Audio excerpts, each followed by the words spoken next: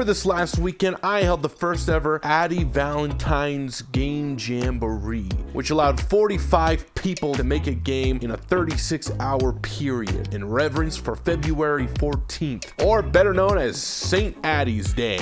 Each of the games had to follow a very romantic theme, cheating. I wanted to see how many people were willing to break the rules, which is why I announced the theme a couple of days before the jam even began. And honestly, I'm a little disappointed. Not a single one of you even tried to bribe me. In fact, you degenerate do-gooders stayed inside the lines and actually made some pretty good games. So let's go over the top 3 games voted by our community and see who won the coveted grand prize, $14 and the Golden Gremlo Award.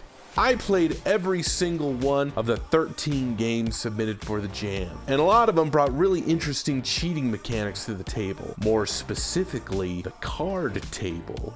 Including the very polished 3rd place winner, Trick Up the Sleeve. In Trick Up the Sleeve, players engage in a very light-hearted game against a floating demon head. The goal is to rack up as many points as possible by strategically placing your cards from your hand into the 4 open slots. Each card has a score from 2 to 10, and higher value cards can overtake lower ones, letting players stack their own cards for higher scores or to snatch points from their skin-challenged friend. Once one of the players is no longer able to put any more cards on the table, they bust, and the scores are tallied, with the busted player facing a penalty for each unused card, while their unbusted counterpart is bust free. Does any of that make any sense? But what makes this card game a little more salacious and exciting is giving the player a little ace up their sleeve. Well, a 10, which they can add to their hand every round. But choosing this option increases the chance of the player getting caught with each attempt. It's a tempting gamble for sure. I really enjoyed playing this game, and the designers made good use of a simple color palette and effective graphic design to make good use of their time. But using all your tools effectively isn't just important for something fast-paced like the Addy Valentine Game Jamboree. It's also helpful for something as fast-paced as, oh, I don't know, a racing game? Segway much? A racing game like the 2nd place winner, Rascal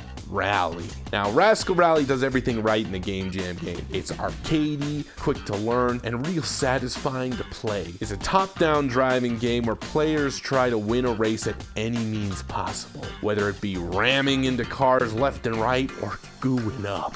The only catch is you don't want anyone to witness your shame, or else you're disqualified. This game, it's a little complete package, and the game's maker, Game Make Man, must have been using their extra days pretty wisely, because they also included an endless mode and a tutorial into the game.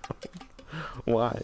Rascal Rally was among the vast majority of games that forces you to hide your misdeeds, but one game in particular took the concept of cheating and put it on full display.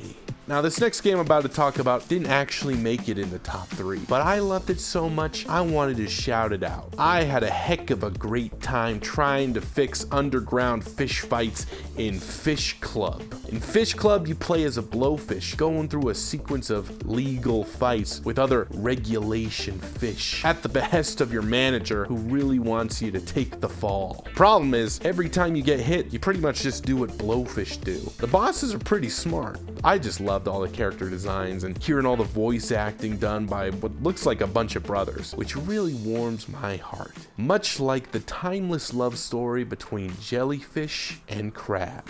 Which brings us to the winner of the Addy Valentine Game Jamboree, the owner of $14 and this year's Golden Gremlo Award, Jellyfish Through Space-Time, where players must connect their longing jellyfish with their crabby mate.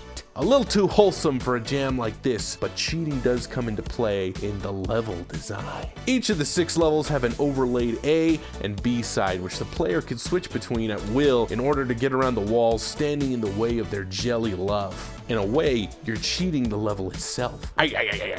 Some of the levels provide you with items that you can use, like bombs or teleportation, and much like the other games in the top 3, the game is polished with some really nice pixel art, which you'll have to follow the link below to check out, along with all the other games submitted and not included in this video. So that concludes the first ever Addy Valentine's Game Jamboree. I want to thank everyone that participated and say I'm really freaking proud of you. I also want to thank my Patreon supporters who help make game jams like this possible, and to the rest of you, happy Me Day. See you next year. Love you. Bye. I saw my baby crying as baby.